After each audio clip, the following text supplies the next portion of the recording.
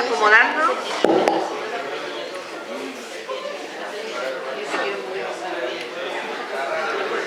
Hola. Bueno, nos vamos acomodando. Acá está Monseñor Damián Nannini, quien hoy nos va a hablar de la animación bíblica de la pastoral. Monseñor Damián Nannini es miembro de ABA, es el obispo asesor del Departamento Nacional de Animación y Pastoral Bíblica, miembro de la Comisión de Catequesis y Pastoral Bíblica de la Conferencia Episcopal y obispo de la diócesis de San Miguel. Así que lo tenemos, es de nuestra región, es nuestro. Bueno, los dejo con él, que nos va a guiar en la charla y nos va a dar algunos tópicos para pensar después. Gracias por haber estado.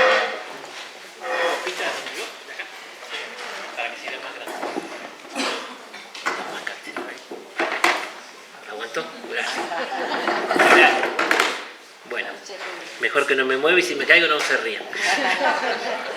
O ríanse poco, bueno. Ana María, ¿hasta qué hora tengo? Vos le das un curo un micrófono y no sabés cuándo. 10:15, después no me roben minutos. Bueno, buenos días. ¿Por qué estoy acá? Bueno, porque me invitaron, pero bueno. No, muy breve, yo soy, era sacerdote de la diócesis de Rosario, soy rosarino, hincha de Newell's, de Messi. Y estudié, me mandaron, justo este año son 30 años, me mandaron en el año 1992 a estudiar la licenciatura en Sagrada Escritura en el Pontificio Instituto Bíblico de Roma. Estuve del 92 al 96 estudiando la licenciatura en Sagrada Escritura. Volví y bueno, con algunas interrupciones, llevo casi 28 años enseñando Sagrada Escritura, Seminario Rosario y otros lugares. Pero al mismo tiempo, no recuerdo el año, pero me invitaron a participar de lo que en aquel momento era la pastoral bíblica de la región litoral. Es un grupo muy bien organizado, entablé amistad con Marcelo Carras, así que juntos acompañamos la pastoral bíblica del litoral, que casi una vez por año casi me piden un curso, un taller. Y fue un mundo nuevo, ¿no? Digamos, ahí vi la vinculación entre Biblia y pastoral, fue un poco distinto. Bueno, participé después me nombraron asesor en la comisión, en aquel momento era dentro de catequesis, no sé cómo, no era comisión como ahora, más bajo era de animación bíblica de la pastoral bíblica. Y bueno, y después me pidieron en el año 2017, para que fuera como director de la Escuela Bíblica del Cevitepal, que es el Centro Bíblico Pastoral del CELA. Así que estuve en Bogotá 2 años dirigiendo la Escuela Bíblica, después quedé como vicerrector general de todo el Cevitepal. Muy bien, estaba muy bien, hasta que llegó un llamado telefónico de nunciatura y me tuve que venir véngase corriendo y bueno, a partir del 14 de diciembre me ordenaron obispo y asumí ahí como obispo en la diócesis de San Miguel, que estoy ahí desde diciembre del 2018. Así que los primeros 3 años fueron muy felices porque no estaba en ninguna comisión, porque ya estaban armadas las comisiones del episcopado. Pero bueno, en la última, ¿cuándo fue? Noviembre del año pasado, entonces ahí quedé en la Comisión Episcopal de Ministerios, donde también colaboré muchos años, y quedé también en la Comisión de Catequesis y Animación Bíblica. Y ahí nos dividimos con Gabriel Mestre un poco las comisiones. Estoy con el padre, con el Chovi, Monseñor sí, Roberto Pío o Pío Roberto Álvarez. Estamos los dos como asesorando el equipo nacional de animación bíblica. Es un poquito la historia. Así que bueno, a ver, elegí un poquito el método, histórico. Primero a último momento cambié la charla, porque en el fondo, ¿qué es este tema? Es la relación entre Biblia y pastoral.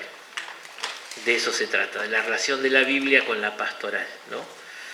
Y en América Latina tuvo un curso, un desarrollo distinto que en otros países. Yo he estado en reuniones así internacionales y no hablamos el mismo lenguaje cuando hablamos de ABP, o no la comprendemos del mismo modo. Por eso ha habido para mí, muchísimo mejor. Hasta, bueno, después, digamos, y la beta originaria, lo voy a explicar acá, vino de América Latina. De ahí pasó al Magisterio Universal. Así que eso es también una cosa importante. Pero sobre todo es la relación entre la Biblia y la vida pastoral. De eso es un poco el tema, digamos, el marco en el cual vamos a hablar, ¿no? Y después le decía que iba a ser un poco un método histórico, porque hay tres, esto lo dicen todos, yo repito, hay tres paradigmas en esto, o sea, formas de entender la relación entre Biblia y pastoral que se fueron dando en la historia, que son lo que llamamos el apostolado bíblico, la pastoral bíblica y ahora la animación bíblica de la pastoral, ¿no? Pero acá hago una aclaración. Hay un libro viejo como yo, se llama Los grados de saber, de Jacques Maritain, ¿no? Y él dice que en la ciencia el crecimiento es por sustitución, o sea, hay un paradigma, el Sol gira alrededor de la Tierra, y de golpe dice, no, la Tierra gira alrededor del Sol, se cambió el paradigma, bueno, En cambio, en filosofía y en teología, y en cierto modo también en pastoral, se crece por profundización. Esto es importante, por lo menos mi interpretación. O sea, para mí no se han sustituido, se dejó el apostolado bíblico, se dejó la pastoral bíblica y ahora es la BP. No, hay que tomar lo que Benedicto llama la hermenéutica de la continuidad, O sea, porque se van agregando. Que en la práctica, yo fui delegado en mi diócesis y se te suman. Tenés que hacer apostolado bíblico, ya voy a explicar, tenés que hacer pastoral bíblica y tenés que hacer animación bíblica. O sea, no es que se deja hacer lo otro, se van sumando. Pero es una manera distinta de enfocar, que espero que con la charla más o menos quede claro para entender por dónde va este concepto, paradigma de la animación bíblica de la pastoral. Pero insisto, es importante entenderlo como que se va como profundizando, ¿no? Se va ampliando la mirada, se ordena, pero no es que se deja. Se cambia como el eje organizador, pero el apostolado bíblico queda y la pastoral bíblica queda. No se deja. ¿Quedó? Bien. Entonces, un poquito de historia en eso. ¿Qué es esto del apostolado bíblico? Y bueno, surge en un contexto más bien de pastoral de cristiandad. Estamos hablando antes del Concilio Vaticano II. Algunos identifican apostolado bíblico y movimiento bíblico, pero el movimiento bíblico es más grande, es más amplio, ¿no? Que canalizó junto con el movimiento litúrgico, fueron un poco las fuentes previas de la renovación conciliar. A ver, lo hago breve. La gente no tenía la Biblia. Yo tengo dos anécdotas, me quemo, pero bueno. Una era, no era seminarista, era joven, tendría 20 años, no había entrado al seminario todavía, y mi director espiritual, mira, era justo esta, no, chiquitita sí, pero la de Jerusalén.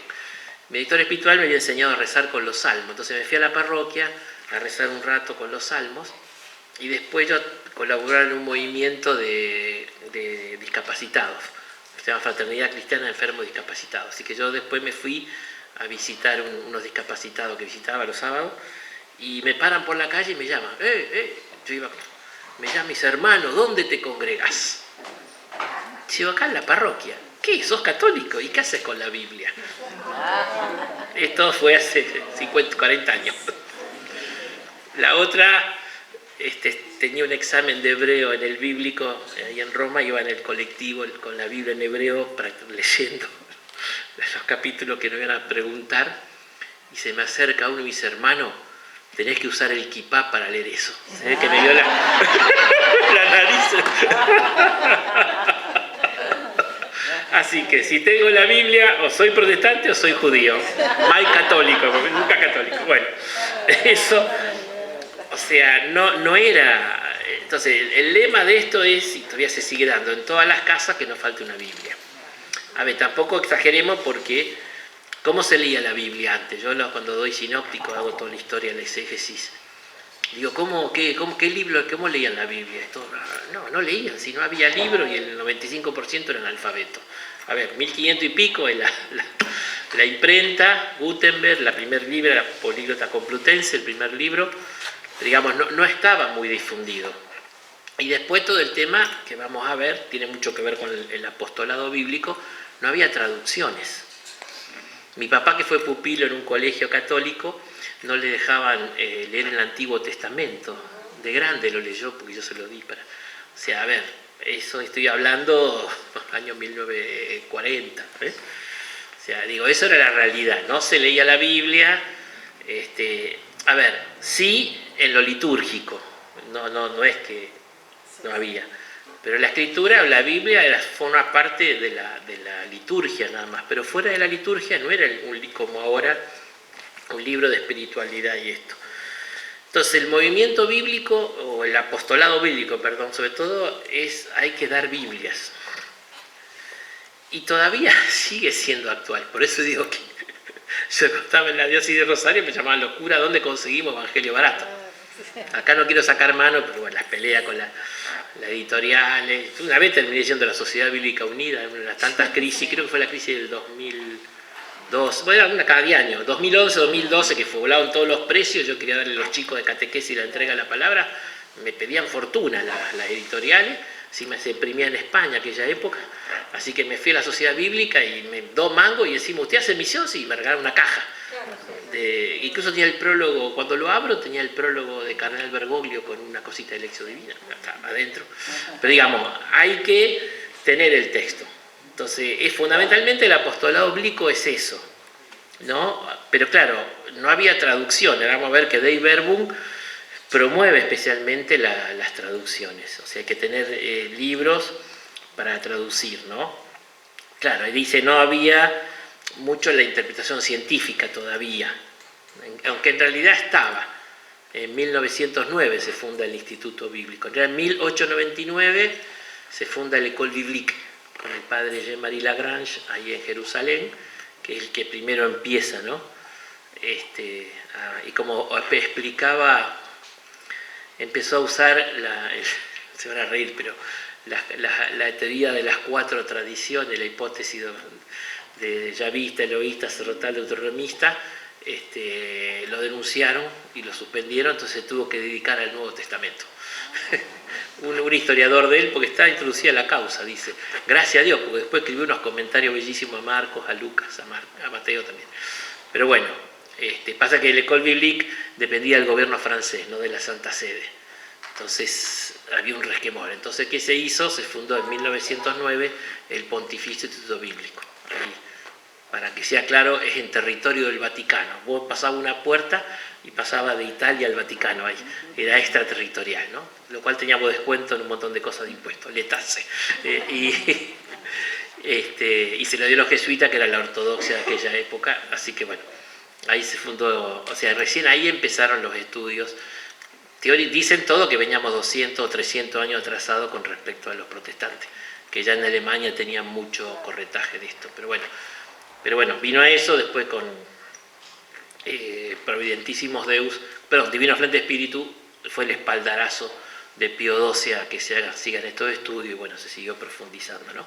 Hoy en día nadie se cuestiona esto. Pero bueno, es todo un poco la historia.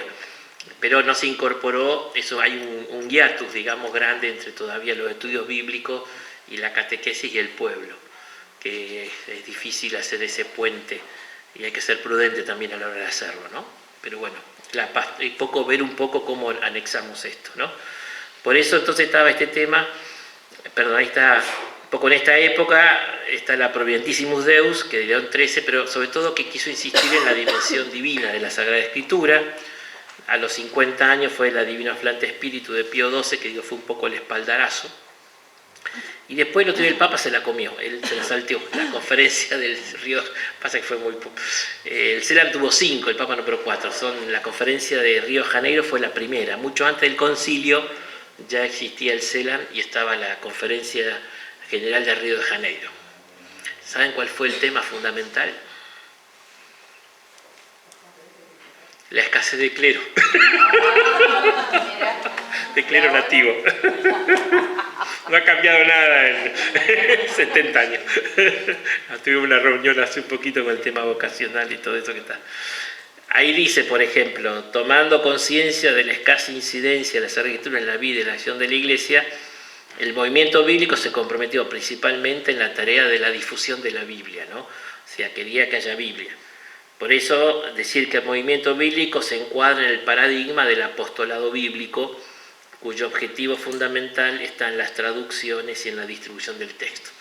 O sea, que nos quede esto, pero por eso digo que se van sumando. No es que todavía tenemos que hacer buenas traducciones y poder que la gente tenga acceso al texto para tenerlo, ¿no? Eso es lo primero y fundamental. Por eso dice, era lograr que cada católico, que cada familia tuviera la Biblia en su propia lengua para empezar a leerla y empezar a tenerla. Y después empezaron a hacer un poquito de cursos, ¿no?, sobre este tema. Así que ahí la conferencia de Río de Janeiro fue la que pidió que se apoye el movimiento bíblico y que, bueno, empezó a hablar un poco que todos tengamos, ¿no?, la escritura, 1955. Pues digo, la América Latina es muy pionera en todo este tema. Y ahí pide ediciones populares de los libros sagrados, debidamente anotados, procurando orientar a los fieles sobre el modo de servirse de ellos. O sea, insisto, después, bueno, todo el tema siempre con el temor de que, bueno, que no se salga del magisterio, cursos bíblicos, en aquella época era por radio, sí, los cursos bíblicos se hacían por radio, semanas bíblicas populares, y ellos fueron los que empezaron con el Día Nacional de la Biblia. Así que también que el Día de San Jerónimo. Ahora después tenemos, bueno, el Día de la Palabra de Dios ahí en Cuaresma, ¿no? Pero bueno, pero el Día de San Jerónimo también, el Día Internacional de la Biblia, hacía domingo. O sea, empezó con todo un movimiento. Pues América Latina desde muy pronto empezó, incluso antes del concilio, ¿no? O sea, que antes del concilio nosotros ya teníamos la traducción de los 4 evangelios, la que hizo Leborati Truso. Antes que termine el concilio ya se habían publicado, o sea, antes del concilio, fruto del movimiento bíblico, ya empezó acá, lo que hicieron son 2 próceres para nosotros, Leborati y Truso, que empezaron con la traducción, que después terminó en el libro del Pueblo de Dios. Así que fue muy pionero esto, y traducida al argentino, ¿no? O sea, eso también lo positivo, ¿no? Bien, pero bueno, la Carta Magna, muchos dicen que la teología de la palabra, que era tan exclusiva de los protestantes, tomó ciudadanía en la Iglesia Católica con la Dei Verbum, ¿no? Que cuando después Benedicto en Verbum Domini va a decir, bueno, no hay mucho más que agregar, ¿no? Hay crecimiento en algunas cosas, pero él pone ahí en el prólogo de Verbum Domini que esto realmente fue fundamental, ¿no? Hago un paréntesis. Entonces, hubo un problema, en la idea de los padres conciliares decía que el concilio debe estar marcado por la Lumen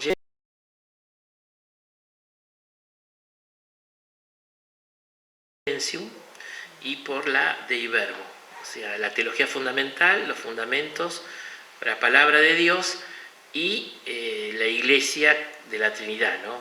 Un poco ese tema. Pero ¿qué pasó? Y fue la primera que se empezó a avanzar. Pero cuando llegó al tema de la historicidad de los evangelios, se armó lío. Entonces se mandó a la comisión bíblica, que en aquella época eran más bien cardenales, y estuvieron estudiando hasta que en 1964 recién salió la Santa Mater Ecclesiae, un documento chiquitito que más o menos resolvió el tema de la historicidad por la composición de los evangelios, que quedó metida en Dei Verbum 19, todo eso. Y ahí se destrabó.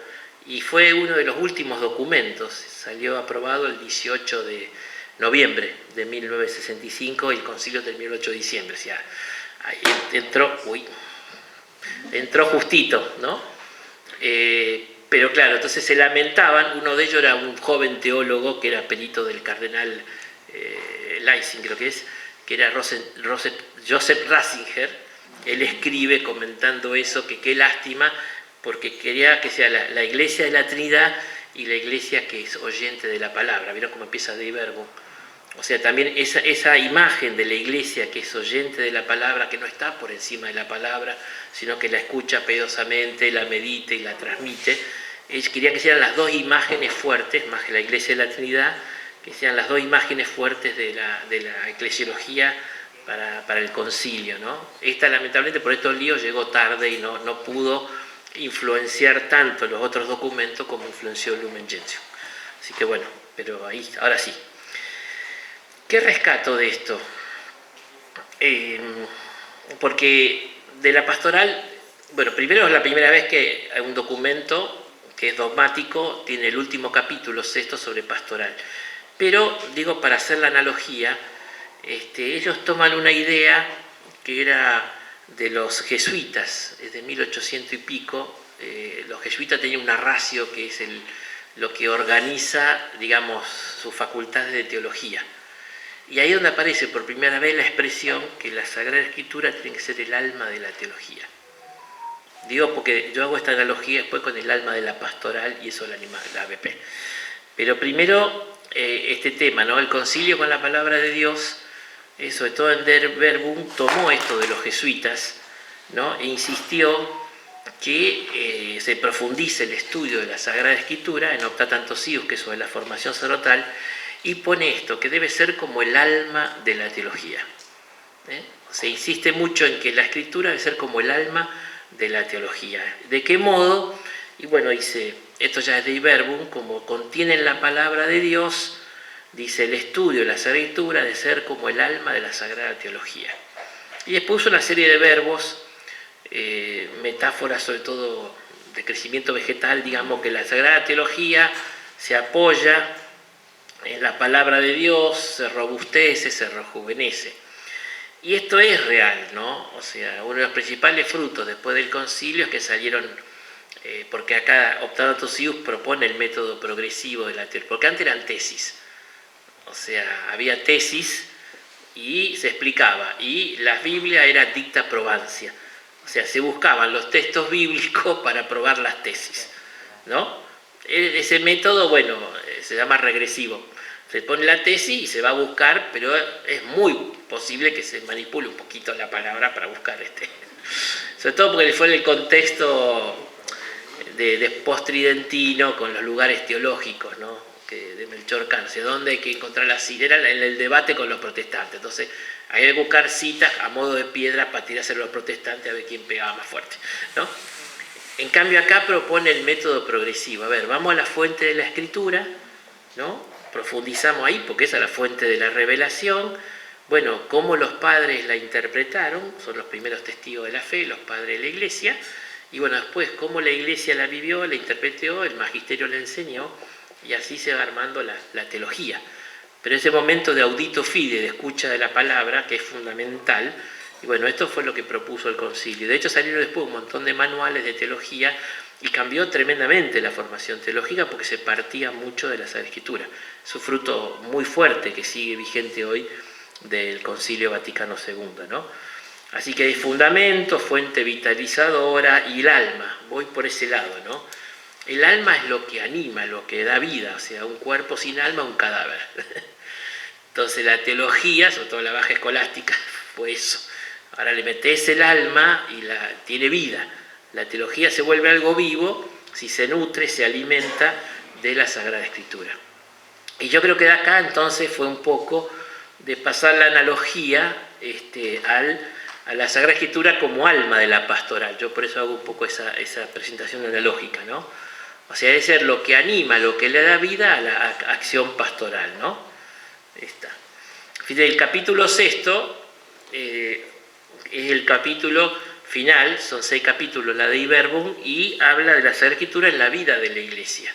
Se empieza a tocar este tema de la relación de la Biblia con la vida de la Iglesia y con la pastoral, ¿no? El cardenal Casper, cuando cumplieron los 40 años de la Dei Verbum, que hubo un congreso importante en Roma, él decía esto, ¿no? Que este capítulo último es como, no es un apéndice, sino que dice que es el punto culminante de la Dei Verbum. O sea, todo lo que se dijo antes de los fundamentos de la revelación, bueno, se plasma en la pastoral y en la vida de la Iglesia. Y recupera una idea muy patrística, muy de Agustín y de los padres, que después la tematiza, digamos, teológicamente Verbum Domini, que es el paralelo entre la Eucaristía y la palabra. A ver, fue el problema de Trento, o sea, claro, como sola palabra, sola escritura, y nosotros sin darnos cuenta, sola Eucaristía o solo sacramento, y la palabra la dejamos chiquitita. Y en realidad lo católico siempre es universal, son las dos cosas. Y decía el padre Jekyll en su comentario de Verbum que puso las cosas en su lugar de Verbum. Yo una vez me pidieron una charla sobre la liturgia de la palabra y se me ocurrió buscar fotos de presbiterios. Entonces unos altares gigantes y el ambón es a veces un atril que se corre, ¿viste? Tuvo fruto, porque en la parroquia donde di la charla se mandaron después un flor de los sacramentinos ahí en Rosario, se mandaron un flor de ambón, sí, con los 4 evangelios adelante. Sí, se ve que les dolió la charla, porque fue una que puse de ejemplo, ¿viste? El altar sacramentino era gigante, ¿viste? Y después un chiquitito. Ahí te das cuenta la desproporción, ¿no? Y vos escuchabas que los padres, la Iglesia ha venerado siempre la Sagrada Escritura, al igual que el mismo cuerpo del Señor, no dejando de tomar de la mesa y de distribuir a los fieles el pan de vida, tanto de la palabra de Dios como del cuerpo de Cristo, sobre todo en la liturgia, ¿no? O sea, este tema que es tan importante, ¿no? La relación de la palabra y la vida. Me salen cosas en off, pero bueno, hacen interesante la charla. Hay un teólogo jesuita, es español, pero vive en Venezuela. Se llama Pedro Trigo, está mayorcito ya. Y en el congreso por los 50 años de Medellín, que se hizo en el mismo lugar donde se reunió Medellín, en el Seminario Conciliar de Medellín, organizado por el CELAM y la CLAR, fuimos ahí al congreso y Pedro Trigo tiró, es picante, como ves. Pero a mí me dejó pensando mucho, porque él dice la relación entre la Eucaristía y la palabra. Vieron que hoy es un signo de los tiempos, el Papa lo dice en Cristo Vive, el tema de la adoración eucarística. Él decía, está bien, decía él, pero si esa persona que hace adoración eucarística no lee la palabra y no identifica la Eucaristía con Jesús de Nazaret, no está bien encaminado. ¡Pac! Tiró esa bomba. Pero es real, digamos, por eso, como todas las cosas, hay que purificarlas, ¿no? Hay que fomentarlas, pero sería bueno también eso, ¿no? Él tiró esa idea un poquito, pero por eso es fundamental, siempre son inseparables. Si las separamos ya no es de Dios, es del demonio que es el que separa, así que bueno. Después dice, es necesario por consiguiente que es el lenguaje de la época, la predicación eclesiástica, como la misma religión cristiana, se nutra en la Sagrada Escritura y se rige por ella. Ve que no habla de ABP, pero está diciendo que la predicación y toda la religión se tiene que nutrir de la Escritura y regirse de ella. Está más o menos diciendo eso. ¿Por qué? Porque en los sagrados libros el Padre está en los cielos al encuentro de sus hijos, ¿no? Dice, es tanta la eficacia de la palabra de Dios que es apoyo, vigor de la Iglesia y para sus hijos fortaleza de la fe, alimento del alma, fuente pura y perenne de la vida espiritual. Como ven, pone como que toda la pastoral de la Iglesia, la predicación especialmente, pero dice toda la religión cristiana tiene que nutrirse de la palabra de Dios, la Escritura. Ve que en el fondo no usa ABP, pero está inuche, dicen, o en semillita estaba presente ahí. Eso me pareció importante, ¿no? Y después el número 22, ve otra vez, que se redacten traducciones aptas y fieles en varias lenguas, sobre todo de los textos originales de los sagrados libros. Bueno, después el magisterio, pero ve que también vuelve a decir, bueno, hay que traducir porque si no la gente no tiene acceso, ¿no? Y después una palabrita a los exégetas también los alienta a investigar y a proponer, ves que también incorpora lo que antes no estaba, el estudio científico de la Sagrada Escritura. Ahí está San Jerónimo meditando, traduciendo la Vulgata. Bien. Y después dice también el ministerio de la palabra, claro, tiene más que ver ministerio de la palabra, sobre todo la predicación, la catequesis, acá empieza y toda instrucción cristiana en especial la homilía, se nutre saludablemente y se vigoriza santamente con la misma palabra de la Escritura. Otra vez está presentando, insisto, lo que después diríamos que es la ABP.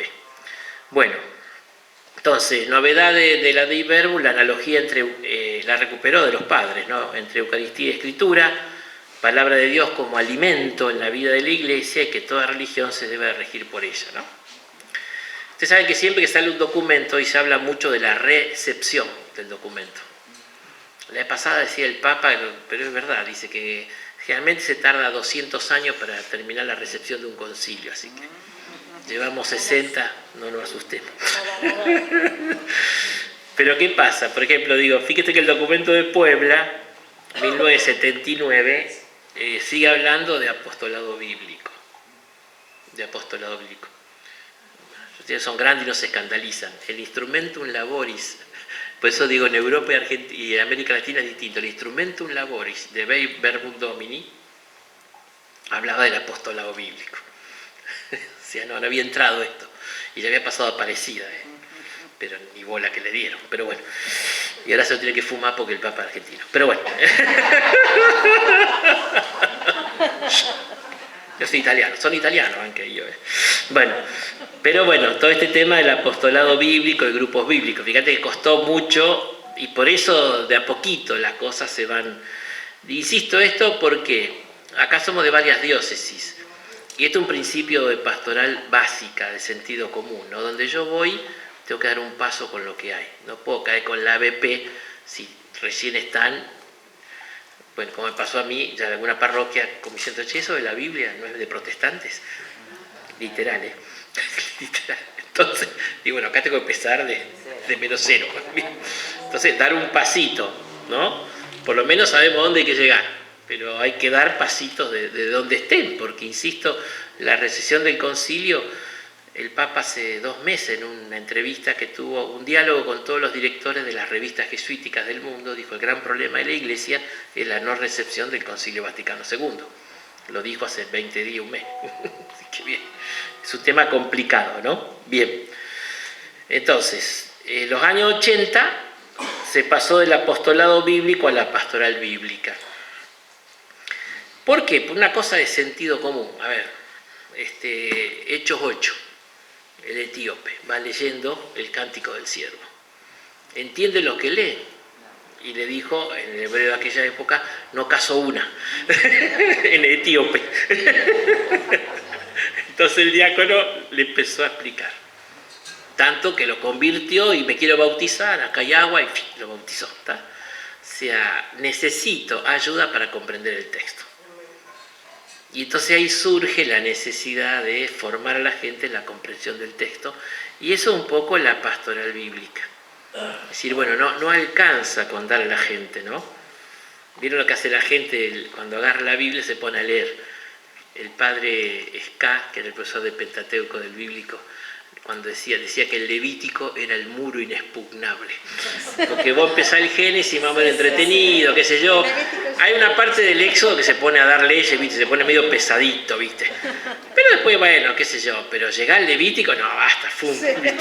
Entonces decía el muro inexpugnable. Digo, no empiecen por los hechos de los apóstoles, bueno. Por eso digo que hay que ayudar a leer la Escritura, ¿no? Y eso es lo que se llama la pastoral bíblica. Entonces se multiplicaron los cursos bíblicos, había cursos a distancia que hacían los verbitas, yo lo hice de adolescente. Te mandaban, perdón que sea prehistórico, pero te mandaban unas preguntas por carta, vos las que contestabas y mandabas por sobre y te corregían. Buenísimo para la época, ahora por WhatsApp hacemos todo más rápido, pero bueno. Empezaron a aparecer grupos parroquiales, los círculos bíblicos. En Santa Fe, por ejemplo, la arquidiócesis de Santa Fe es muy fuerte el tema de los círculos bíblicos. Empezaron mucha gente a reunirse, a estudiar la palabra, ¿no? Eso quiero que, otra vez, sigue siendo vigente. Es necesario que la gente estudie, que estudiemos y nos pongamos un poco juntos a estudiar y a trabajar sobre la palabra, ¿no? Iluminar la vida. Los grupos bíblicos, grupos de reflexión, creo que sigue siendo fundamental. Por eso no es que esto se pierde, ¿no? Por eso nace la pastoral bíblica. Ya que hay una eclesiología de comunión, una pastoral de conjunto, o sea, entonces la pastoral bíblica fue creciendo y en muchas diócesis Estaba la pastoral de salud, la pastoral juvenil y la pastoral bíblica, como yuxtapuesta a otras pastorales. ¿Está? Está bien, es perfecto y legítimo. Así fue como se fue incorporando entonces la pastoral bíblica a la pastoral de conjunto que hablábamos de aquella época, ¿no? Entonces, ahí se metió. Por eso, era una pastoral yuxtapuesta a otras pastorales. Un poco la gente le gusta y dio muchos frutos que estamos recogiendo todavía. Por ejemplo, se desarrollaron mucho los estudios bíblicos en esta época y dieron lugar a muchas publicaciones y se mejoró muchísimo la calidad docente de los profesores de Biblia en este sentido. Después, en la teología, cada vez, por eso le decía, empezó a meterse la escritura como alma de la teología y a haber mucho más diálogo entre biblistas y teólogos y hacer cosas en conjunto, ¿no? Después, muchas traducciones, hoy hay muchas, ¿no? Pero hace unos años atrás no había tantas, ¿no? De cada, digamos, para que la gente tenga acceso. Y la renovación litúrgica también, ¿no? O sea, el tema, yo caí el otro día, bueno, paréntesis, está grabando, pero bueno, yo tengo en un lugar de la diócesis que rezan la misa del rito antiguo. Entonces, cuando salió este documento, Tradiciones Custodes, digo, quise ir a la gente a explicarle, esperar que vamos a tomar un tiempo de estudio para a ver qué hacemos con lo que mandó el Papa. Dice, ¿la querés presidir? Digo, no tengo idea. Dice, bueno, entonces, dice, asistí y predicame, dice el cura. Bueno, fui, pero ¿qué pasa? Eso fue el domingo a las 10. Sábado, no sé si era 10 de la noche, 9 de la noche, me dice, uy, me olvidé de decirte algo. Digo, ¿qué pasa? No hacemos los 3 ciclos, en esa misa todavía sigue con un solo ciclo. Entonces, nada que ver, sí, tuve que ponerme a preparar otro homilía, el Evangelio, nada que ver con el otro. Pero digo, ahí vi la comparación. Nosotros tenemos 3 ciclos, se lee mucho más, pero bueno, esto del rito antiguo tiene solamente un solo ciclo, o sea, mucho más reducido. Entonces, por eso el concilio habló, puso 3 ciclos y se lee prácticamente todo completo, ¿verdad? Mucha más riqueza, ¿ves? Es un fruto grande del concilio. Y sobre todo, la catequesis hoy en día se alimenta mucho más de la escritura, ¿no? Uno lo ve claramente, ¿no? En algunos lugares, en otros son clases de catequesis. El otro día fui a un grupo y me decía, sí, estamos volviendo a las 99 preguntas, es lo mejor, me decía. Sí, un pasito, hay que dar un pasito.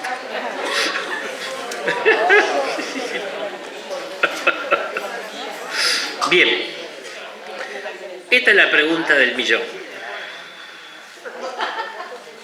Entramos a la ABP. Ahora, ¿es un invento o es un descubrimiento? Al final voy a hacer la misma pregunta, acá los de adelante, ¿es un invento? A ver, hoy se abre camino entonces, como un nuevo paradigma, la animación bíblica de la pastoral, ¿no? Que ya no es tanto la pastoral de conjunto, sino una pastoral orgánica, ¿no? Como un cuerpo que se va moviendo. Hay mucho debate sobre, bueno, quién es el padre de la criatura, ¿no? Yo he discutido con un polaco por ahí sobre quién es el padre del ABP. El texto donde aparece por primera vez fue la 6ª Asamblea de la FEBIC en Beirut del año 2002, ¿no? Ahí, y el padre de la criatura, el que estaba ahí, era un sacerdote, ¿cómo se llama? Que es de la operario diocesano, que fue como representante de España, pero bueno. Y entonces cuando estaban redactando el documento final de la reunión de la FEBIC, Santiago Guijarro, ahí me vino, dicen eso ya, esto es off the record y bueno, chisme eclesiástico, pero dice que fue Santiago Guijarro, el que hizo poner esta frase. La misión de la Federación Bíblica es el apostolado bíblico. Fíjate, en 2002 todavía, muy europeo. El ministerio de la palabra, la animación bíblica de la pastoral apareció. Para alimentar y nutrir a la iglesia con lo que es su alma.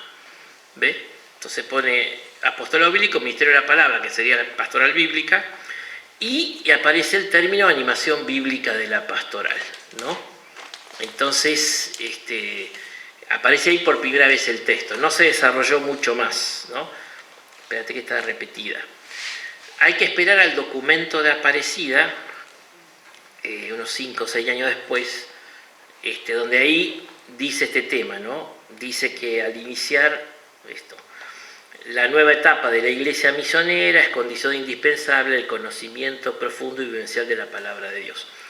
Yo no sé si lo puse, lo salteé, pero... es eso. Viste que en todas estas conferencias episcopales, esta es la quinta del episcopado latinoamericano y del Caribe, siempre el discurso inaugural marca. Fue famoso el de Juan Pablo II sobre las visiones del hombre en Puebla. Bueno, en Santo Domingo no fue el Papa, lo hizo Canal Cal. Pero bueno, acá fue Benedicto, fue a Brasil, a Aparecida, y marcó muy fuerte, es brillante, ¿no? Brillante, y me quedó corto el discurso inaugural del Papa Benedicto ahí en Aparecida, ¿no? Y habla muchísimo de la centralidad de la palabra de Dios, lo cual marcó después todas las reflexiones posteriores, ¿no? Dice, hay que educar al pueblo en la lectura y en la meditación de la palabra, que ella se convierta en su alimento para que, por propia experiencia, vea que las palabras de Jesús son espíritu y vida.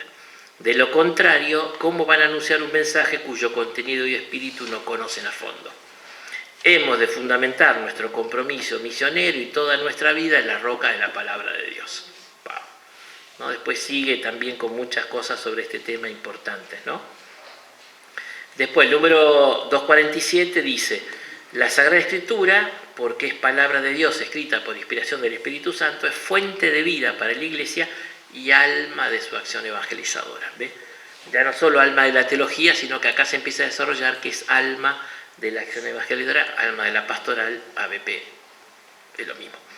Bien, entonces se hace necesario proponer a los fieles la palabra de Dios como don de para el encuentro con Jesucristo, camino de conversión, renovación y solidaridad, ¿no? Bueno, acá insiste mucho, bueno, otra vez, la Escritura como fuente de evangelización, ¿no? O sea, va a insistir mucho, ¿no? Que los discípulos de Jesús, ¿se acuerdan que discípulos misioneros era el lema? Y bueno, se tienen que nutrir con la palabra de Dios para ser misioneros, ¿no? Y después, dice, cuando habla de la pastoral bíblica, dice, la importancia de una pastoral bíblica entendida. No es que dejamos la pastoral bíblica y ponemos, que la pastoral bíblica entendida, interpretada como animación bíblica de la pastoral.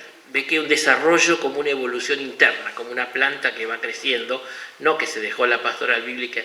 La pastoral bíblica tiene que desarrollar o florecer en la animación bíblica. Y pone estas 3 escuelas, que después son las 3 dimensiones del ABP que también pidieron, ya estaban acá en Aparecida.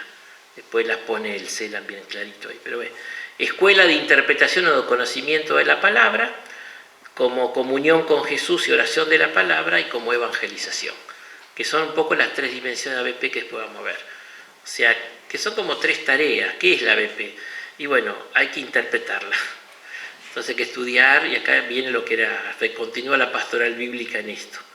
Interpretarla correctamente para entenderla. Pero pone mucho lo que ya venía en el magisterio como fuente de oración. Ya decía que era fuente de la vida espiritual. Bueno, Verbum Domini dice Benedicto que es la fuente de la vida espiritual. O sea, la espiritualidad, si no tiene base bíblica, no es cristiana. O sea, pone ahí. O sea, el Evangelio como Teresita, yo quiero leer la palabra de Dios, no quiero. O sea, ese es el tema. Y después, ¿qué voy a anunciar? La buena nueva, pero si no la conozco, si no la vivo, entonces fuente de evangelización. Y ahí aparecen un poco como las 3 dimensiones. Después voy a especificar un poco algunas cosas que se pueden hacer, pero va por eso, ¿no? Y después, bueno, esto los pepitos, los sábados, era la exigencia para los obispos y los curas, pero eso no me conviene. Y este número 139, jueguenlo a la quiniela que sale, este es, para mí, la mejor definición de la animación bíblica de la pastoral. Está en Aparecida. Dice, hoy contemplamos a Jesucristo tal como nos lo transmiten los evangelios. ¿Está? Hay que partir del evangelio. Para conocer lo que él hizo, su pastoral. Y con esto discernir lo que nosotros debemos hacer en las actuales circunstancias. Por eso el evangelio, la pastoral de Jesús, estaba en otra época, en otra cultura, no había, sí, fariseo hay siempre, pero bueno, estaba, era otro contexto, no puedo repetir lo mismo, pero las actitudes de Jesús son las que tengo que ver, y esas actitudes de Jesús son las que me van a discernir lo que yo tengo que hacer acá. No tanto las acciones, pero las actitudes. Buen samaritano, bueno, ahí tenés todo tratado para la pastoral de los enfermos, para un montón de cosas, ¿no? Jesús que va de ciudad en ciudad, visita, etc. Hay muchas actitudes pastorales de Jesús que son las que nos tienen que discernir qué es lo que tenemos que hacer nosotros. Yo creo que en el fondo la animación bíblica de la pastoral es ver qué hacía Jesús y analógicamente decir, bueno, cómo esto me ayuda a discernir lo que hoy tenemos que hacer nosotros. Viste que por acá va un poco, ¿no? Surgen algunas imágenes, la de la savia, o sea, antes era la pastoral bíblica, era una pastoral en yuxtaposición a otra. Y con esto se pone más bien la animación bíblica como algo que tiene que estar en todos lados, por eso de toda la pastoral. Entonces es el gran cambio paradigmático, ¿no? Columna vertebral, o sea, corazón de toda actividad eclesial, ese un poquito, ¿no? Y después la más clásica, en la pastoral orgánica, el arbolito. Esta se usaba mucho en Selam, ¿no? Ahí tenemos todas las pastorales y el tronco que las tiene que alimentar a todas es la palabra de Dios. Esto sería un poco la imagen, digamos, ¿no? Que esto es lo difícil. Si ustedes preguntan si hoy se hace, no creo. Estamos por hacer todavía, pero bueno, hay unos avances. Ahora voy a ir más rápido que me queda poco tiempo, pero bueno. Y llegamos entonces a la Verbum Domini de Benedicto. Que en realidad por eso continúa Dei Verbum, hermenéutica de continuidad, ¿no? Pero hay un par de números que nos vamos a dedicar. Este power está súper cargado, pero quería que lo veamos todo en conjunto. Bueno, esto es la estructura, pero fíjense que a lo importante ahí es que pone, o sea, la segunda parte, Verbum in Ecclesia, o sea, la palabra de Dios le dedica mucho. O sea, la primera parte es más bien teología fundamental y avanza. Y ya es un avance muy grande porque habla de la sacramentalidad de la palabra. O sea, ya está en el magisterio. No como los otros sacramentos, pero hay una sacramentalidad de la palabra de Dios. Eso es un avance importante, bueno, a nivel teológico si se quiere. Pero insiste mucho en la palabra de Dios, en la vida de la iglesia, bueno, después de cara al mundo, en la evangelización, ¿no? Entonces, como la carta magna. ¿Por qué? Porque acá vuelve a tomar de Aparecida y entonces insiste mucho en la necesidad, ¿se lee más o menos? Sí. Bueno, medio cargado, pero vuelvo otra vez a decir, revalorizar la palabra, renovación, corazón de la vida eclesial. No somos la religión del libro, sino de la palabra como algo vivo. Y después, fundamento de la vida espiritual, lo que le decía, ¿no? O sea, que es fundamental para la vida espiritual la palabra de Dios, ¿no? O sea, que va recogiendo todos esos avances. Y llegamos al famoso número 73, que pues es la Carta de Ciudadanía de la ABP del Magisterio Universal. Dice, el esfuerzo pastoral para resaltar el puesto central de la palabra de Dios en la vida eclesial, recomendando, y ahí voy, incrementar la pastoral bíblica, de que no la saca. La incrementamos, pero no en juxtaposición a otra forma de pastoral, sino como animación bíblica de toda la pastoral. Animación bíblica de toda la pastoral. ¿Ves? Es que amplía. Si no, no solamente esto, tiene que estar, todas las pastorales tienen que alimentarse de la palabra de Dios. Ahora, no se trata de añadir algún encuentro en la parroquia o en la diócesis, sino de lograr que las actividades habituales de las comunidades cristianas y las parroquias, asociaciones y movimientos se interesen realmente por el encuentro personal con Cristo que se comunica en su palabra. Así, puesto que la ignorancia de la Escritura es ignorancia de Cristo, la animación bíblica de toda la pastoral ordinaria y extraordinaria llevará a un mayor conocimiento de la persona de Cristo, revelador del Padre y plenitud. Esto después para que lo busquen, al número, señalo acá, uy, acá la tengo, ¿no? Verbum Domini, número 73, este párrafo es clarísimo. Y después sigue, ¿no? Bueno, insiste mucho que si no enseñamos la Biblia queda un vacío pastoral, entonces instruir al pueblo en el conocimiento auténtico de las Escrituras, ¿no? O sea, acá o sea, ya llegó a nivel, digamos, de magisterio universal. Chisme eclesiástico. En Aparecida, esto teníamos un video, un audio grabado como testimonial. Santiago Silva Retamales, que es un poco uno, si no el padre, sería la madre, pero bueno, de la criatura,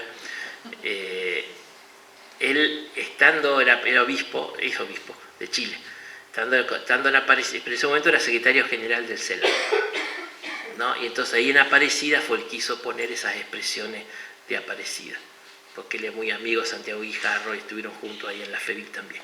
Entonces él fue el que, me lo dijo él redactó esa parte, se la dio a Carlos Bergoglio, que era el encargado de redacción, y así entró a Aparecida.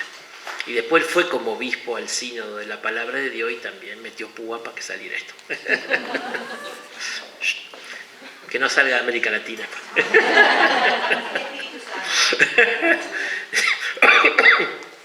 Digamos, por eso llegó un poquito, por eso digo, el Instrumentum Labori hablaba de apostolado bíblico, no tenían mucha idea en Europa de esto, pero vino desde América Latina y bueno, ahora está en el magisterio ahí presente, ¿no?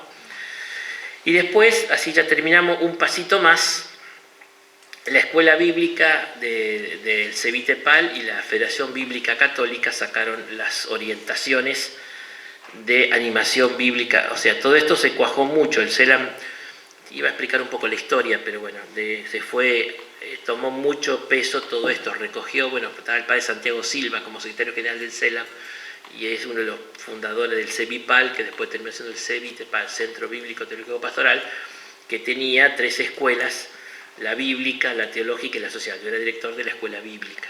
Entonces ahí teníamos la dimensión de interpretación, de comunión y de evangelización de Aparecida, ¿no? Esto es cómo se estructuraba. Y entonces, después, fruto de un trabajo conjunto con la Federación Bíblica Católica, en el 2016 salen estas orientaciones de animación bíblica de la pastoral para América Latina y el Caribe, ¿no? Es un poco, ya se plasma un poco el ABP en un documento, ¿no?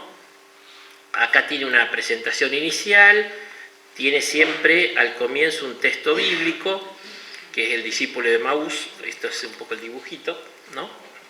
Y lo hace todo a partir de los discípulos de Maús. Y trabaja con 7 signos.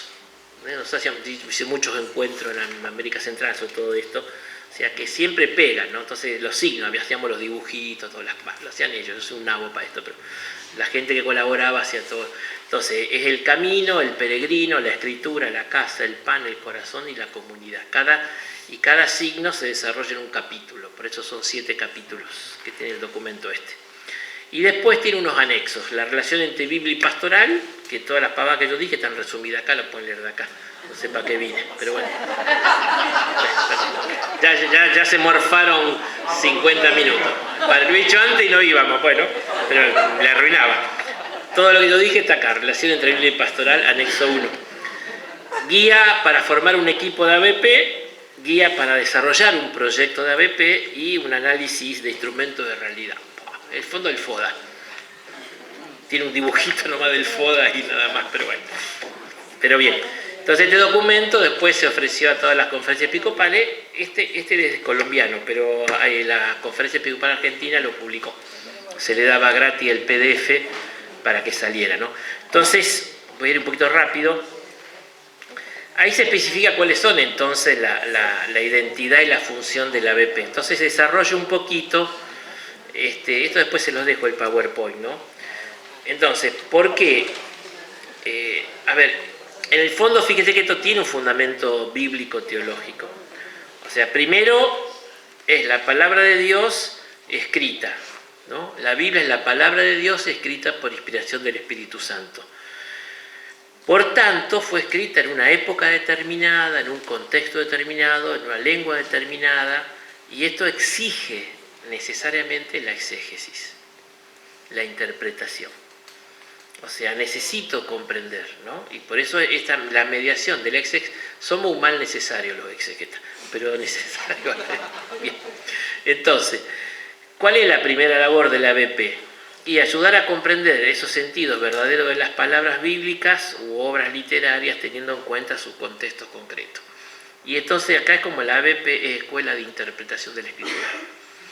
O sea, un equipo de ABP, una comisión de ABP tiene que tener un biblista y esto hacerlo. O sea, hay que ayudar a interpretar la Escritura, ¿está? Bien. Después, ahora bien, esta palabra, pues no somos la religión del libro, sino de la palabra, es algo vivo, ¿no? El Espíritu hace que la palabra esté viva y Jesús sale a nuestro encuentro en esa palabra, ¿no? Por tanto, esta palabra que es Jesucristo, que es la palabra personal del Padre, obra y está presente por medio del Espíritu Santo en nosotros. Por tanto, la segunda labor del ABP es educar al discípulo misionero en hacer contemporánea la palabra de Dios, encontrarse en ella, vivir en su presencia, dialogar con ella, tener el corazón, ¿no? Hacer la vida, o sea, es la mejor forma de oración, por eso es escuela de comunión. Acá después entra todo lo que veremos la lección divina. O sea que esta palabra requiere un estudio científico, pero ahí me quedo a mitad de camino, tiene que ser vida. La palabra es vida, todas las metáforas bíblicas es vida, es luz, o sea, todo lo que es la palabra para nosotros. Y esto se hace a través de la oración. Entonces, a Dios escuchamos cuando oímos la palabra, bueno, los padres de la iglesia, o sea, es muy, muy importante que sea nuestro libro de oración. Dios habló y está acá presente, ¿no? Y nos sigue hablando, eso es lo que hace el Espíritu Santo. La palabra es actual, por eso no hay mejor oración que la que se hace a través de la palabra. Entonces, la ABP debe fomentar la lección divina, la oración, la palabra de Dios como fuente de espiritualidad, de encuentro con Jesús. Y en tercer lugar, digamos, esa palabra es la que hay que vayan y hagan discípulos anunciándoles todo lo que yo he dicho, ¿no? Hay que anunciar el Evangelio. Esa es la evangelización de la iglesia, ¿no? Ahora, esta evangelización tiene que hacerse inculturada. Entonces hay que traducir esa palabra a los contextos culturales, etc. Y entonces la tercera función o misión de la ABP es la de ser escuela de evangelización. O sea, digamos, es la palabra que tengo que anunciar. Acá vendría catequesis, todo lo que es traducción, homilética, o sea, todo lo que es para que esa palabra sea anunciada. Entonces, de este modo la ABP debía llevar también a la evangelización, ¿no? Entonces, hay un eje que es formación, que sería la primera parte, oración y anuncio, clarito, ¿no? Y en este eje tenés entonces camino de conocimiento e interpretación, camino de comunión y oración con la palabra y camino de evangelización o proclamación de la palabra. Ahí estaría un poquito las tres dimensiones que todo grupo, equipo, comisión de ABP debería tener, ¿no? Después pongo algunos ejemplos. Entonces, como interpretación hay que ayudar a comprender el texto bíblico, publicar subsidio, ahí veo, lo guardé, el subsidio que publica el equipo todos los años, escuelas bíblicas, o sea, todo lo que sea formación, ¿no? Entonces, por ejemplo, promover, bueno, esto sería para este tipo de cosas, todo lo que sea difundir un mayor conocimiento de la Escritura. Lo de comunión, y bueno, promover la práctica de lección divina, bueno, el leccionauta que es fruto del CELAM, en los seminarios, o sea, todo lo que es promover la lección divina. Y como evangelización, y bueno, acá es donde falta un poco más, ¿no? Entonces, ¿cómo hacer para que en toda parroquia, toda comunidad haya un equipo de ABP, ¿no? A ver, les cuento un ejemplo personal. Yo antes era obispo, el otro día en una visita pastoral le dije a la gente, bueno, era cura en Rosario, yo era un cura feliz y me hicieron obispo. Y una señora me cortó y me dice, ¿y ahora no es feliz, padre? Digo, estoy aprendiendo a ser feliz como obispo, le dije. Bueno. Pero bueno, yo fui de año párroco ahí en la zona sur de Rosario. Y cuando salió todo esto, ¿qué hacía? Y a todos los grupos parroquiales, juveniles, Cáritas, Apostolado de la Oración, en todo menos uno, yo les daba por lo menos una vez al mes una lección. viste, te piden formación. Me juntaba, tomaba el Evangelio del domingo, el Evangelio del día, y después teníamos un grupo que nos reuníamos cada 15 días. Pero tuve 10 años y durante 10 años seguimos siempre. Se creó un muy lindo vínculo, pero era eso. Con uno no pude, que es Legión de María. Quise hablar y dije, no, padre, la locucio 10 minutos. No. Entonces le dije al vicario, atendelos vos, yo no. Me enojé. Pero bueno, pero digo, eso es una forma, digamos, concreta de decir, bueno, una parroquia, o sea, puedo dar un tema, está bien, pero ¿por qué no tomo el Evangelio del domingo y una pequeña lección? Después te la pedían, sí. La apostolada de oración estaban resistiendo, ¿viste? Y llegó una comunicación de la acá de Buenos Aires que tiene creo que estaba Proto Giovanni a cargo de todo, y le mandó que hagan 2 por mes. Entonces, padre, no solo queremos la que nos da, queremos otra más. Bueno. Así que bueno, y terminando, porque esto sigue, el padre o la madre de la criatura, Monseñor Silva Retamales, él está a cargo de la pastoral bíblica en Chile. Entonces, sacaron del 2016, el del CELA, que él tuvo mucho que ver. Pero mi interpretación, ellos lo mejoraron. Yo tuve un encuentro con ellos en el 2018 y estaba recién salido del horno, ¿no? Sacaron unas orientaciones de animación bíblica de la pastoral, ¿no? Que es la área eclesial Comisión Nacional de Animación Bíblica de la Pastoral de 2018. Entonces, partí de una presentación más sapiencial, son todos textos cortitos, la verdad que es de más fácil lectura que que está bueno, pero está, la verdad que lo han mejorado, ¿no? Y ahí el planteo novedoso es decir, bueno, ¿cómo hacer para que el ABP pone? Entonces pone al final de cada capítulo, pone tomando el camino del ABP, que esto se lo dejo como una posible tarea ahora para charlar, ¿no? ¿Qué proponen? Por ejemplo, después hace un camino en 3 pasos. Primero, definamos algunas acciones concretas que se pueden integrar en la pastoral parroquial diocesana para que la palabra de Dios contenida en la Escritura se convierta en fuente inspiradora en nuestro quehacer pastoral, ¿no? Entonces pide ahí, porque esto para hacer talleres, dice, bueno, elegir algunas acciones concretas para que nuestros agentes pastorales comiencen a vivir su vida al ritmo de la palabra. O sea, en una parroquia, en una diócesis también hay una propuesta para la diócesis, pero agarrar, decir, bueno, a ver, organizamos algo, pero no para el grupito bíblico nuestro solo, que tiene que seguir, sino, bueno, a ver, organizamos algo para todos los agentes, o sea, todos los catequistas, los junta un día y le hace una lección o algo. ¿Ve? Primero pero esto es básico, primero crear un vínculo humano. Eso es básico en la educación y en la evangelización. Primero generar vínculo, hacerte amigos de los catequistas, de la directora, del cura, sobre todo.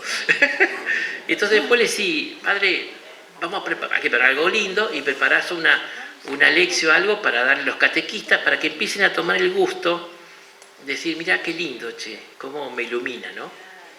El subsidio que sacó el año el equipo de la conferencia, el año de la misericordia, por ejemplo, hay uno de educar, la obra de misericordia de educar, es buenísimo, es sobre el etíope, es una lección brillante, Andrea Green la escribió, buenísima, yo la usé mucho con catequistas, con profesores del colegio, está muy buena, cómo le enseña el etíope, y es un texto muy paralelo con los discípulos de Maús, tiene el sello, pero por ejemplo, eso fue muy bueno, yo lo hice con catequistas y con profesores de escuela y le encantó, ¿no? Eso está en no sé qué año es, el del subsidio de las obras de misericordia de la conferencia. Bien, entonces eso sería una propuesta, ¿ves? Otra cosita, entonces el segundo camino hay que revalorizar la palabra y conocer las 3 dimensiones que se desprenden, ¿no? Conocimiento de Dios, comunión y evangelización. Acá en vez de interpretación ponen conocimiento, pero es lo mismo. Entonces, ¿qué dice? Definamos algunas estrategias que nos permitan revisar nuestra estructura pastoral y ubicar el lugar de la palabra que la palabra tiene en ella para seguir avanzando hasta la construcción de una pastoral orgánica donde la palabra se convierta en fuente de todo quehacer, ¿no? Así, ¿cómo podemos hacer para que la palabra entre un poco en toda la pastoral, ¿no? ¿por dónde sugiere entrar? Por los consejos pastorales. Qué bueno sería, ya hay experiencia en algunas diócesis, en Chile hay diócesis, a nivel diocesano, lo hace el Consejo Pastoral Diocesano, lo hace. Pero el Consejo Pastoral Parroquial sería bueno decir, bueno, vamos a una reunión. Yo sé que siempre hay falta de tiempo, pero aunque sea una pequeña lección de media horita, y si puede iluminar el tema que el cura quiere que se trate, etcétera, sería bueno. Ve que ahí vas haciendo ver cómo la palabra entra en una pastoral orgánica. Si no, nos quedamos con el grupito bíblico y somos nosotros solos, que no está mal, pero tenemos que dar este paso, ¿no? Así como nos vinculamos y tratamos de a poquito. Algunos te van a pedir, pero en general tenemos que ir a ofrecer cómo podemos ir para iluminar, ¿no? Con mucha humildad, ¿no? Bien, y después, ¿cómo hacer? Esto sería lo de oración. Hacer una lección divina, una oración en el Consejo Pastoral Parroquial o Consejo Pastoral Diocesano, sería un milagro, pero se podría, ¿no? Ya en la CEA hicimos una, después de muchas peleas con Gabriel, el otro Gabriel, hicimos una lección divina en la Conferencia Episcopal Argentina. Bueno, entonces, ahora revisamos nuestro calendario pastoral y vemos la forma de incorporar algunas celebraciones comunitarias de la palabra en nuestra capilla y comunidad, ¿no? Por ejemplo, por eso se promueve mucho del equipo de la CEA el mes de la Biblia, ¿no? O sea, buscar una oportunidad para decir, bueno, veáis el mes de la Biblia, hay que conseguir Biblia para los presos y para todo. Bueno, apostolado bíblico. Se puede hacer el cursito breve de algo, de algún evangelio, de algún texto, y después hacer esa celebración, ¿no? Donde participen todos los grupos y todos los movimientos. La idea es un poquito abrir un poquito esto, ¿no? Entonces, por eso dice que tenemos que ver los pasos para ir implementando una pastoral animada por la palabra, ¿no? Entonces, en ese sentido, es conveniente constituir un equipo de ABP formado por personas que integran diversas pastorales que se encargue de promover la implementación del ABP en todas las pastorales y comunidades de nuestra parroquia y nuestra diócesis. Esto sería el último paso. O sea, ver si el equipo de ABP no solo están los del equipo de pastoral bíblica, sino a lo mejor con alguien que tenga afinidad, decir, bueno, uno de catequesis, uno de pastoral de salud, los incorporar un poquito, sino ocasionalmente, para decir, bueno, a ver cómo podemos iluminar. Nosotros en la Comisión Nacional, en el equipo, estamos viendo, no pudimos todas, pero bueno, ¿dónde hay aceptación? Bueno, Cáritas nos pedía, más por menos nos pedía, pastoral de salud, hay vínculo, o sea, catequesis estamos. Entonces estamos tratando de decir, bueno, vamos ahí y ofrecemos esto para animar bíblicamente. Es el paso para mí que hay que dar, digamos, ahora, para que realmente la animación bíblica sea animación bíblica de toda la pastoral, ¿no? Por eso, él dice, bueno, proyectar un plan de pastoral orgánica en donde la palabra sea el fundamento de todo el itinerario y se convierta en fuente de toda actividad eclesial, incluso para la misión. O sea, no debería faltar en ninguna reunión, ningún encuentro, ninguna asamblea pastoral un inicio con una pequeña lección. O sea, ¿para qué? Porque eso después da fruto, es lo del árbol, vos sembrás y sigue, ¿no? Pero, insisto, ya generamos un clima de comunión y de presencia de Jesús. Segundo, tomamos a Jesús y las actitudes evangélicas. Yo una charla que tuve que dar hace unos años en la UCA, acá en Buenos Aires, fui muy duro en eso, pero yo digo, o hacemos animación bíblica de la pastoral o lo contrario, la mundanidad espiritual. En nuestra pastoral entra el poder, el dominio, o sea, entra la mundanidad espiritual que habla el Papa. Entonces yo creo que si no está la palabra de Dios, la actitud de Jesús, hacemos la pastoral con la actitud de patrón de estancia, que son mundanas, ¿no? Entonces por eso es volver a cuál es lo que hace Jesús y bueno, ahí se nos cae la cara de vergüenza de lo que hacemos nosotros, pero bueno, ese era un poquito ese tema, ¿no? Y termino entonces con esto. Tenemos que ver cómo actuó Dios en la historia y en la vida de los pueblos y de los hombres, en la pedagogía divina, y cómo sigue actuando hoy. Eso hay que tenerlo como actividad, ¿no? Y el segundo paso, si llamamos pastoral a la acción de Dios por medio de la Iglesia en favor de los hombres, es qué o quién anima esta acción pastoral. ¿Podemos llamar a esto animación bíblica de la pastoral?